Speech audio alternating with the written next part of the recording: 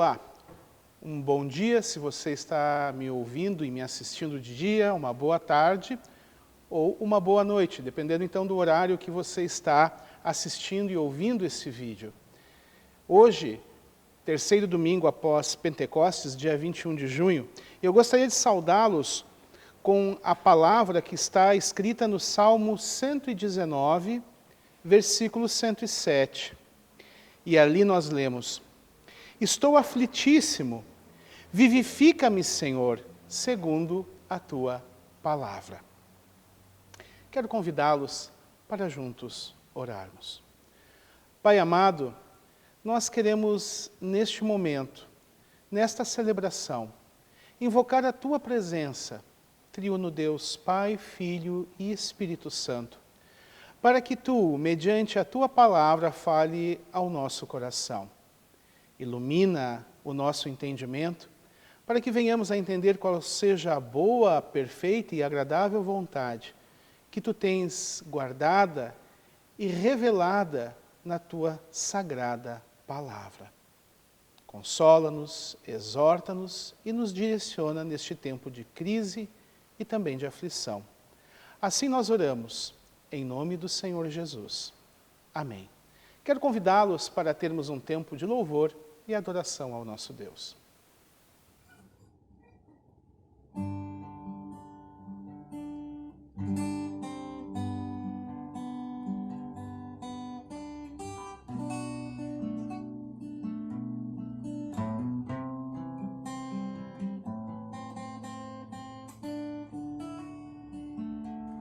Nosso Deus é soberano,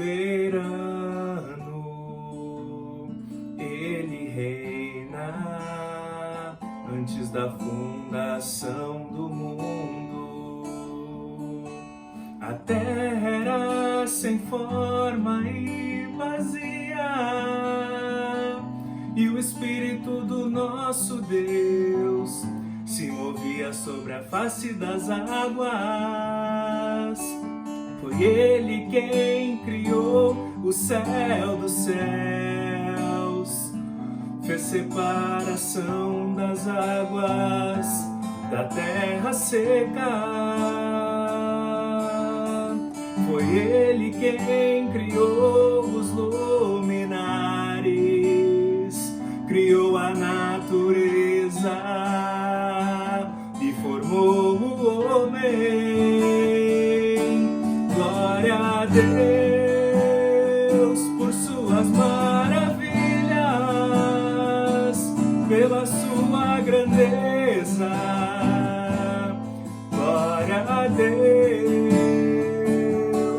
glória a Deus por suas maravilhas, pela sua grandeza. Glória a Deus.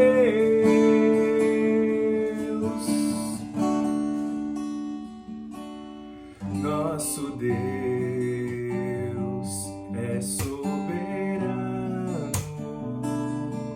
Ele reina antes da fundação do mundo. A terra era sem forma e vazia, e o Espírito do nosso Deus se movia sobre a face das águas. Foi Ele quem criou os céus dos céus, fez separação das águas da terra seca. Foi Ele quem criou os luminares, criou a natureza e formou o homem. Glória a Deus por suas maravilhas, pela sua grandeza. Glória a Deus, glória a Deus por suas maravilhas, pela sua grandeza. Glória Glória a Deus, glória a Deus, por suas maravilhas, pela sua grandeza. Glória a Deus, glória a Deus.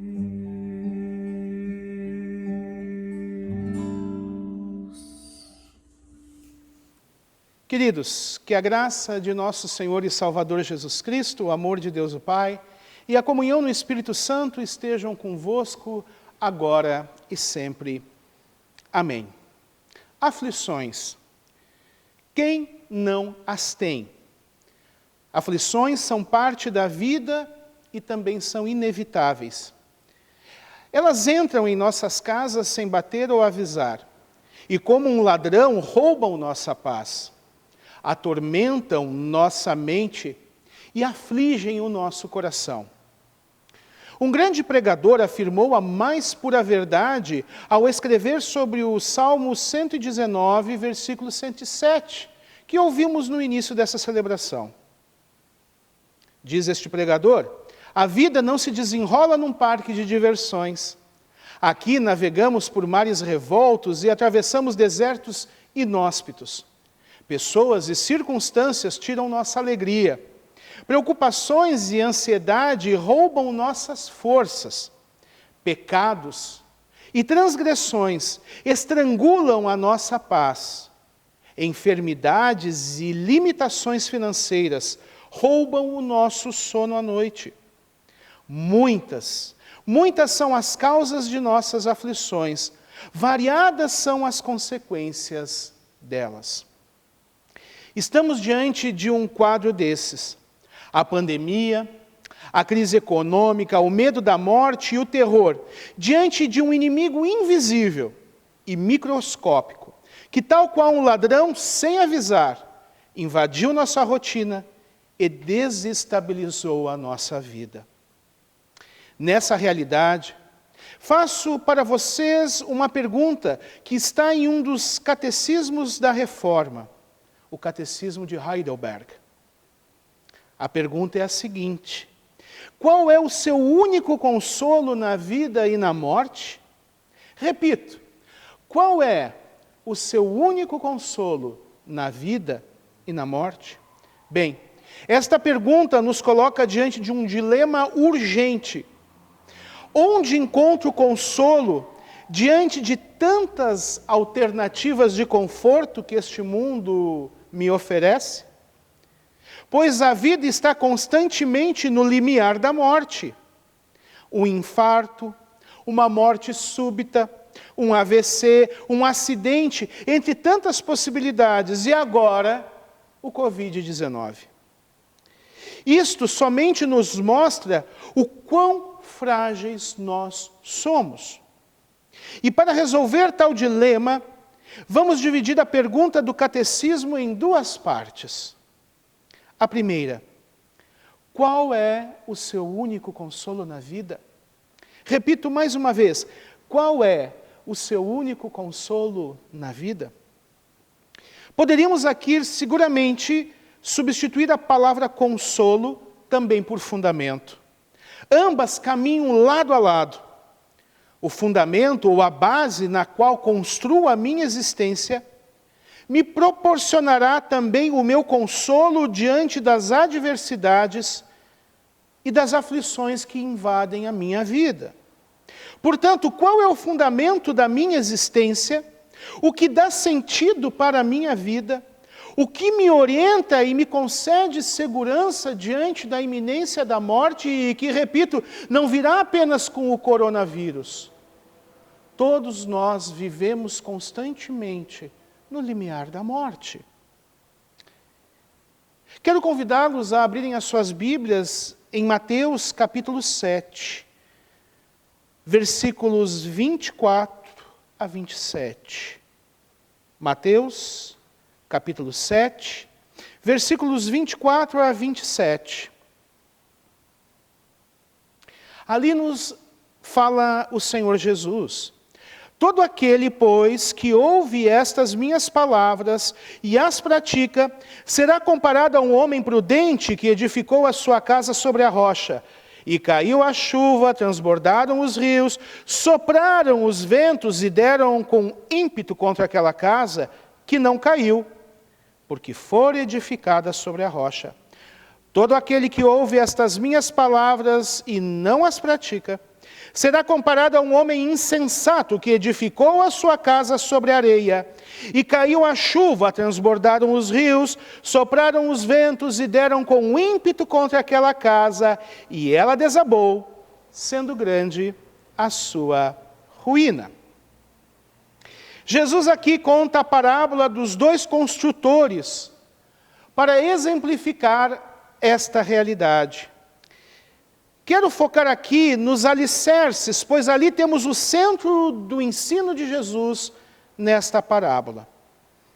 À época de Jesus, a região do Mar da Galileia era bem arenosa, mas no verão este chão de areia era muito firme e formava um torrão, muito sólido. Jesus toma essa realidade como exemplo. A parábola relata que um dos construtores construiu sua casa neste solo duro. Chegou ali, viu o solo firme, pois bem, aqui vou erguer a minha casa. Ele não lançou alicerces profundos, ele não cavou. Contentou-se com o solo tal qual estava. O outro homem, porém, prevenido e muito sábio, cavou fundo, desprezando aquela areia endurecida, que aparentemente era estável. Ele cavou até chegar a um terreno rochoso. Então ele construiu sua casa. Veio uma tempestade de vento e chuva, transbordaram os rios, houve enchente, e esta enchente arremeteu contra ambas casas. Uma ficou em pé. E a outra foi completamente arruinada, destruída, carregada pelo ímpeto do vento, da chuva, da enchente. Meus queridos, o ser humano longe de Deus e escravo do pecado edifica a sua existência sobre a areia das vaidades passageiras deste mundo. Creem que este mundo e todas as suas vaidades podem dar um solo firme sobre o qual edificar a vida. Mas não possui fundamento sólido tudo aquilo que se edifica em cima do que este mundo pode nos ofertar. Dinheiro acumulado, a casa na praia, a empresa, os títulos acadêmicos, os relacionamentos, tudo, absolutamente tudo, é areia. Tudo se esvai. São consolos passageiros e se dissipam como vapor. Quando a fragilidade desses fundamentos é exposto aos temporais da vida, começam a ruir diante dos nossos olhos. E um vendaval, uma enchente de aflições, põe abaixo todos esses consolos mundanos. E nesta hora o coração e a mente são tomados pelo terror e pela dor indescritíveis. A angústia traga a nossa alma. Nossa alma é atormentada por tristezas que a aprisionam numa cela sem grades. Temores internos, ameaças externas por todos os lados. E o medo do futuro agora se levanta como um gigante prestes a devorar os nossos sonhos e os nossos projetos. Tudo que era tão sólido, de repente, é levado literalmente água abaixo. Tomados de surpresa, descobrimos que nos recursos deste mundo não há nenhum consolo duradouro e efetivo. Dinheiro, status, prazeres não podem aplacar a nossa dor e o nosso medo quando as enchentes e temporais da vida vêm. As conquistas nessa vida não conseguem consolar e aplacar os terrores da alma. Bem, como diz o ditado, a casa cai. Pois o fundamento que aparentemente era firme, diante dos temporais se mostrou areia movediça. Precisamos de alicerces eternos. Precisamos de um consolo e de uma esperança efetiva. Um lugar sólido sobre o qual construiremos nossas vidas e enfrentaremos o futuro, incluindo a morte, sem temor. A segunda parte da pergunta: qual é o seu consolo na morte? Sim, na morte. O ditado popular diz que a única certeza na vida é que vamos morrer. Eu conheço a história de um homem que, levando um amigo para conhecer a sua empresa, passou diante do cemitério municipal. E ao passar diante do cemitério, o homem que dirigia o carro encolheu-se, ficando apenas os olhos acima da direção. O amigo, surpreso, perguntou: fulano, por que fazes isto?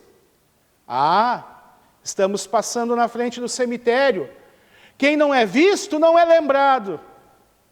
Mas fato é, a morte virá para todos nós, a não ser que presenciemos a volta gloriosa do nosso Senhor Jesus Cristo, enquanto ainda vivos. Mas se não for este o propósito de Deus, não adianta fugir. Teremos de enfrentar a morte em algum momento. Na verdade, nós deveríamos sempre estar de malas prontas para partir, pois somos peregrinos neste mundo. Mas para enfrentar também a morte, precisamos de um fundamento sólido, um consolo efetivo. Mas o fundamento para enfrentar a morte, entretanto, é lançado nesta vida. Precisamos que Jesus Cristo seja o seu conforto. Seja o seu fundamento. Não apenas o nosso consolo para ganhar o céu como um amuleto mágico. Muitas pessoas dizem: bem, quando eu estiver na beira da morte, eu vou me preocupar com o céu. E vou me preocupar com Jesus e com a sua palavra. Mas se não houver tempo? Jesus Cristo não quer ser um amuleto. Jesus Cristo quer ser uma presença sob a qual se fundamenta a nossa existência. O céu não é um plano futuro somente. O céu é uma realidade que já experimentamos com a presença de Cristo aqui e agora. Começa aqui e será levada a cabo na eternidade esta obra do céu em nossa vida. Jesus Cristo necessita ser também o nosso consolo e fundamento para vivermos, fundamento para a nossa existência, também aqui neste mundo. Na parábola das duas casas, Jesus nos adverte que o fundamento sólido se constrói ao ouvir e praticar a sua palavra. E onde Cristo não for o fundamento da casa, tudo será incerto, inseguro, dominado pelo medo, pelo pavor da morte e pelo vazio, porque não há outro fundamento sólido sobre o qual possamos edificar agora para a eternidade, a não ser Jesus. Sem Jesus, o nosso fundamento será apenas areia movediça. E nós mergulharemos no desespero, na incerteza e na angústia. Portanto, o consolo que ansiamos e o fundamento de nossa vida não deve ser apenas uma resposta pontual para um problema pontual. Porque estamos diante de uma pandemia que mostra a nossa fragilidade. De repente nós acordamos com uma pandemia e nos demos por conta: ei, a vida é frágil. Queridos, a vida sempre é frágil. A palavra de Deus diz que a nossa existência é como um vapor. É como uma erva do campo que amanhece e no cair da tarde já não existe mais, murchou.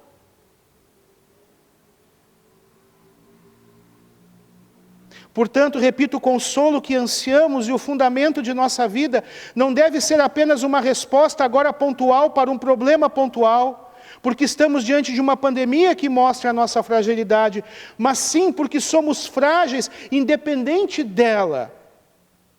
O nosso consolo não pode ser atrelado apenas à pandemia, mas à realidade de que um dia partiremos. E o alicerce que sustentou a nossa vida determinará aonde passaremos a eternidade.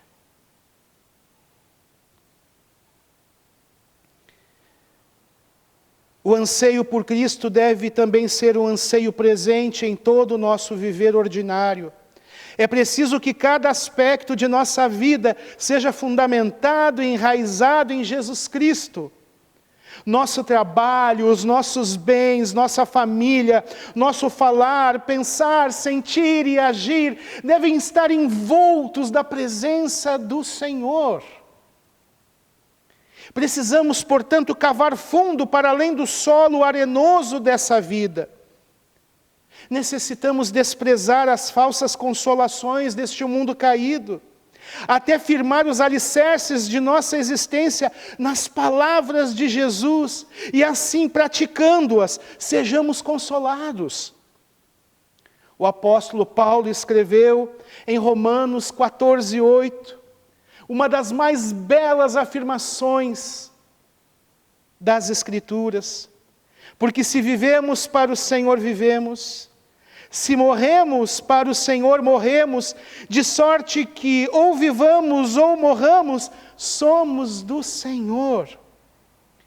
Paulo não colocava seu consolo em falsas esperanças ou no fato de ter sido um grande líder fariseu. Pelo contrário, ele desprezou todas estas honrarias e reconhecimentos. E você estará perfeitamente firme e seguro se desistir de construir sobre a areia deste mundo e plantar sua casa em uma rocha. Se permitir que Deus desfaça todas as tuas falsas seguranças neste mundo, para que a sua segurança esteja apenas naquele que ressuscitou dentre os mortos e que prometeu que um dia iria nos ressuscitar também.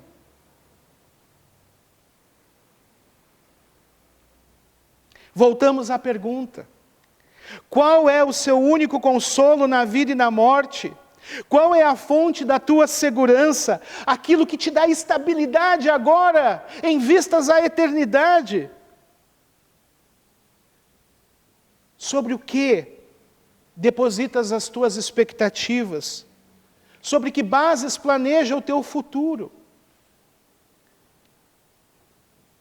O cristão honesto e verdadeiro responderá: aquilo que me dá consolo na vida e na morte é que eu não pertenço a mim mesmo, mas pertenço de corpo e alma, tanto na vida quanto na morte, ao meu fiel Salvador Jesus Cristo. Ele pagou completamente todos os meus pecados com o seu sangue precioso e libertou-me do domínio do diabo. Ele também me guarda, de tal maneira que sem a vontade do meu Pai Celeste, nenhum fio de cabelo pode cair da minha cabeça. Na verdade, todas as coisas cooperam para a minha salvação. Por isso, pelo seu Santo Espírito, Ele também me assegura a vida eterna e faz-me disposto e pronto de coração para viver para Ele de agora em diante. Gostaria de convidar você a louvar a Deus. Somos dele, e diante de tal segurança e fundamento, deveríamos dissipar todo o medo com relação ao futuro. Paulo escreve em 1 Tessalonicenses 5,18: em tudo dai graças, porque esta é a vontade de Deus em Cristo Jesus para conosco. Corrie ten Boom foi uma irmã holandesa que ajudou a salvar a vida de muitos judeus, escondendo-os dos nazistas durante a Segunda Guerra Mundial. Sua família, porém, foi denunciada por um informante e presa no dia 28 de fevereiro de 1944. O pai de Corrie morreu 10 dias após a prisão, aos 99 anos. Ela e a irmã Betsy foram enviadas a Ravensbrück, o campo de extermínio de mulheres na Alemanha. Elas, pela providência do céu, conseguiram levar uma pequena Bíblia escondida para o alojamento número 28. E este alojamento estava infestado de pulgas. Ficaram, contudo, admiradas pelo fato de gozarem maior liberdade ali do que em outros alojamentos. E por isso realizavam cultos com outras prisioneiras sem serem incomodadas. A Corrie falava em alemão, em holandês, a Betsy ia traduzindo para outras línguas, e várias mulheres ouviam o Evangelho naquele lugar infernal. E tinham suas vidas impactadas pelo poder da mensagem da cruz. E ninguém as incomodava. Um dia, ao lerem a palavra do apóstolo Paulo em 1 Tessalonicenses 5,18, Betsy disse a Corrie: Corrie, precisamos dar graças a Deus pelas pulgas também. Pois este texto não diz que devemos dar graças só nas situações agradáveis. As pulgas fazem parte deste lugar em que Deus nos colocou.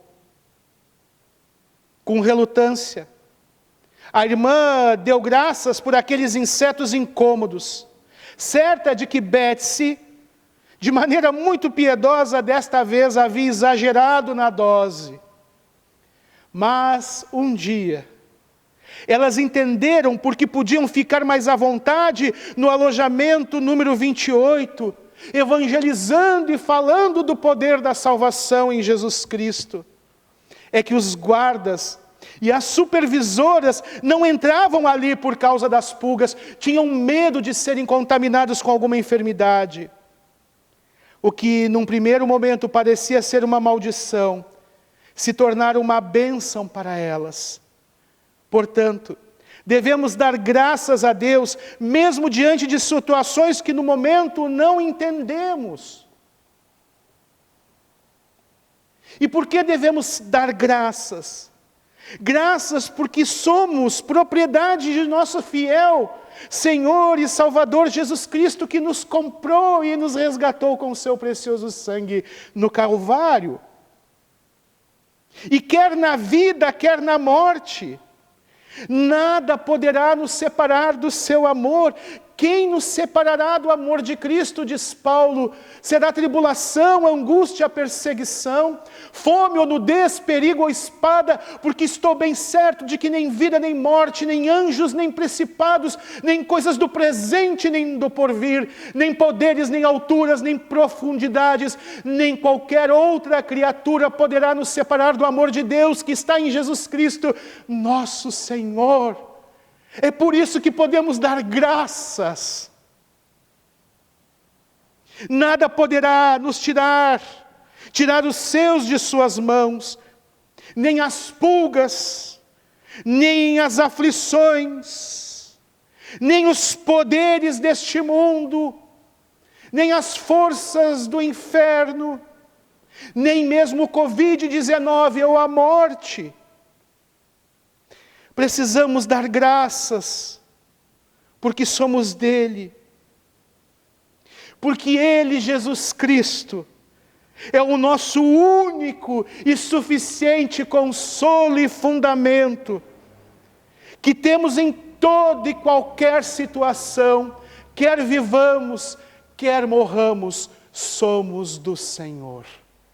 Que Deus nos console com tão grande e maravilhosa verdade. Amém. Quero convidá-los para um momento de louvor e adoração ao nosso Deus.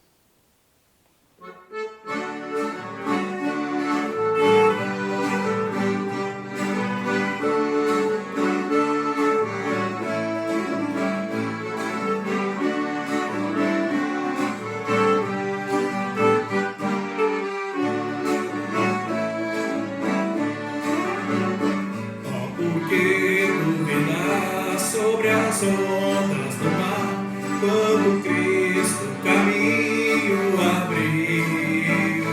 Quanto força não é contra as ondas lutar, seu amor há de quer revelar. Solte o carro da nau, todo remo nas mãos, e navega com fé em Jesus. E então tu verás que bonança se faz, pois com ele seguro estará. Trevas vêm te assustar, tempestades no mar, na montanha o mestre te vê. E na tribulação ele vem socorrer, suas mãos bem te podem suster. Solte o carro da nau, todo remo nas mãos, e navega com fé em Jesus. E então tu verás que bonança se faz, pois com ele seguro estará. Podes tu recordar maravilhas sem par, no deserto o povo fartou, e o mesmo poder ele sempre terá, pois não muda e não falhará. Solte o carro da nau, todo remo nas mãos, e navega com fé em Jesus. E então tu verás que bonança se faz, pois com ele seguro estarás. Quando perdes mais fé, ele ouve, ó crer, mesmo sendo em tribulação. Quando a mão do poder o teu ego tirar, sobre as ondas poderás andar. Solte o carro da nau, todo remo nas mãos, e navega com fé em Jesus. E então tu verás que bonança se faz, pois com ele seguro estará. Solte o carro da nau, todo remo nas mãos, e navega com fé em Jesus. E então tu verás que bonança se faz, pois com ele seguro estará. Queridos, quero convidá-los para termos um momento de oração, lembrando da situação do nosso mundo, do nosso país, dos enfermos, da pandemia, das vítimas familiares, dos enlutados. Queremos colocar tudo aos cuidados daquele que tem toda a autoridade e poder sobre céu e terra. Oremos. Bondoso e eterno Deus e Pai, somos teus por intermédio de Jesus. Ele que nos comprou e nos resgatou pelo seu bendito e santo sangue vertido na cruz do Calvário. E na certeza de que nada pode nos separar do teu amor, nada nesta vida e nem mesmo a morte. Senhor, nós queremos te louvar, bendizer e glorificar o teu nome. E que esta viva esperança possa consolar os corações aflitos, que diante da pandemia, diante das enfermidades outras, diante da economia, do destino da nossa nação, se sentem muitas vezes apequenados. Senhor, olha para cada realidade e traz a tua paz que excede todo o entendimento. Consagramos ao teu cuidado, Senhor, tudo aquilo que nos aflige. A tua palavra em Filipenses 4:6 diz que não devemos andar ansiosos por coisa alguma, mas antes que sejam conhecidos diante de ti as nossas petições, com orações, súplicas e ações de graças. E como resposta, a tua paz, que excede todo o entendimento, guardaria o nosso coração e a nossa mente, pois bem confiamos nesta palavra. E tudo que nos aflige, todo o mal que aflige o mundo e a nossa nação, tudo colocamos debaixo das tuas mãos, crendo, Senhor Deus, na tua bondade, misericórdia e soberana sabedoria. Abençoa cada um de nós, abençoa os enlutados em nossa paróquia nestes últimos tempos também, que cada família possa receber conforto. E tudo mais que não sabemos como pedir, queremos consagrar aos teus cuidados, mediante a oração que o teu bendito Filho Jesus Cristo, nosso Senhor e Salvador, nos ensinou. Pai nosso, que estás nos céus, santificado seja o teu nome. Venha o teu reino, seja feita a tua vontade, assim na terra como no céu. O pão nosso de cada dia nos dá hoje, e perdoa-nos as nossas dívidas, assim como nós também perdoamos aos nossos devedores. E não nos deixes cair em tentação, mas livra-nos do mal, pois teu é o reino, o poder e a glória para sempre. Amém. Nosso Senhor vos abençoe e vos guarde. Nosso Senhor faça resplandecer o seu rosto sobre vós e tenha misericórdia de vós. Sobre vós levante o seu rosto e vos dê a paz, e assim abençoe-vos o Pai, o Filho e o Espírito Santo. Amém. Fiquemos na paz do Senhor e o sirvamos aonde Ele nos coloca com alegria, porque somos dele. Amém.